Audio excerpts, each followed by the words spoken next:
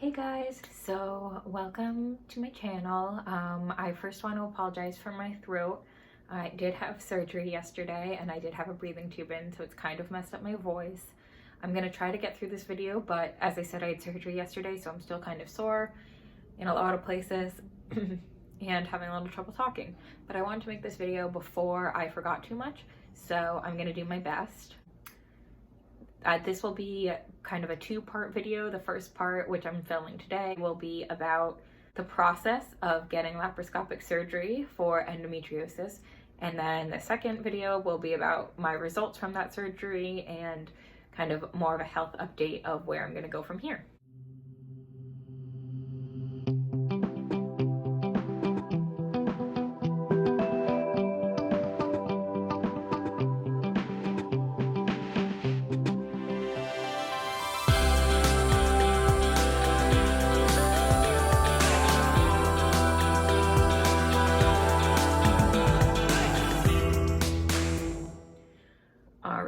So let's get started. So my surgery was yesterday. I was scheduled for 12:45.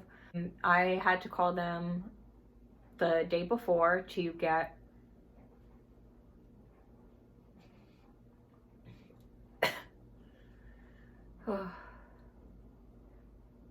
to confirm your appointment time. Since mine was on a Monday, I had to call on the Friday before.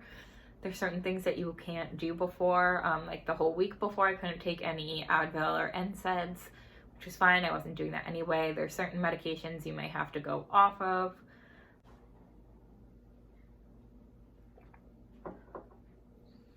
And then for me, the way that they did it was they had to help prevent infections, since they don't really do antibiotics anymore.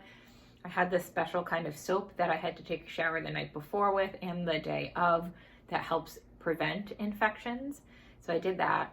And then from midnight the night before to the time of the surgery, I couldn't eat anything. And then I could sip clear liquids after midnight a little bit every hour until 2 hours before my surgery. All right, I don't know if I'm gonna get through this all today. It's already starting to hurt, but let's keep trying. So I was supposed to get there at 12:45. My parents took me. We left really early. We got there maybe 12:15. And as we were walking over to the hospital, I got a call asking like if there was any way I could get there earlier because they had an earlier opening. The past person had finished early, and so they could get me in earlier. And I was like, great, I'm already on the way. Earlier is always better. So I got to the hospital and they, took some vitals and stuff like that and brought me back. And then they put in an IV with like a drip, and a bunch of people talked to me. There were a couple nurses that were taking my medications, asking me about my preparation. Oh, also I had to take off all my jewelry. Every time I cough, it really hurts. So that's fun. Then the anesthesiologist came and talked to me. She looked at my throat because I was gonna have a breathing tube. She asked if I had any questions, and she put like a calming medicine through my IV so that I would be less anxious. And then my parents visited with me, and then they took me off to the OR. In the OR, they have like a bunch of bright lights. They have you on a table with like some blankets and stuff. You have a breathing mask on, not the tube that goes after you're completely asleep. You have a breathing mask and your IV and some things, like heart monitors and stuff like that. And then they put the anesthesia through the IV, and you're just kind of like out. And mine for this was general anesthesia, so no absolute memory of anything. It was not there during the procedure, which honestly, thank God. And so then I woke up and they had done the procedure. When they do the procedure, they make a cut in your belly button. So I can actually show you. I'm not sure if I'm going to cut this part out or not, but they make a cut in your belly button. I have a little band-aid over it because I just didn't want to get anything over it, and I took my gauze off. And then they make other cuts if necessary to look for specific things. So they did that. They also have to do things like they look around, they take the camera that goes through your belly button and they look around at your different organs.